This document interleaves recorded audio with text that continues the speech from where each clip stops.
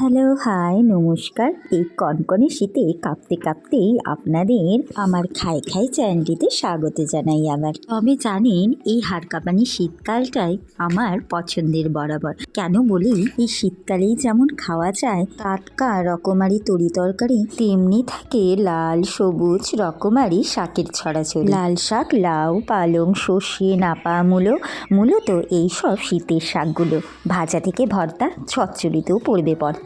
আর যদি হাতের নাগারে শাকগুলো পাওয়া যায় তাহলে কি আর ছাড়া যায়? বাবা নিজের হাতে গড়া ছোট্ট এই শাক বাগান, বীজ থেকে চারা গাছ যখন বেরিয়েছিল প্রথমবার, সঙ্গে সঙ্গে ছবি তুলে পাঠিয়েছিলেন। আবার মনে মনে শুরু হয়ে গেল চোখের সামনে দেখার দিন গোনা। যতদিনে এলাম শাকগুলো খাওয়ার উপযোগী হয়ে গেছে প্রায়। চোখের সামনে সতেজ রোদেলা কুয়াশা ভেজা এই শাকগুলো দেখে না লোভ সামলাতে পারলাম না আর। তাই সব রকমের শাক এক ঝুড়ি তুলে নিয়ে খুব ভালো করে ধুয়ে নিয়ে ঝুড়িতেই রেখে দিলাম জল ঝরে যাওয়ার জন্য। সচরাচর বাজার থেকে আনা শাকগুলো আগে একটু নুন জলে ভাপিয়ে নিয়ে রান্না করি, তবে এই শাকগুলো যেহেতু একেবারেই সারমুক্ত, ফল সবজির খোসা জল এইসবই মাটিতে মিশিয়ে শাকগুলো চাষ করা হয়েছে বাড়িতে খাওয়ার জন্য, তাই একবারে কড়াইতে গরম সর্ষের তেলে কালো জিরে রসুন কুচি ফোড়নে ডুমো করে কাটা কালো বেগুন কাঁচা লঙ্কা ভেজে শাকগুলো দিয়ে স্বাদ মতো নুন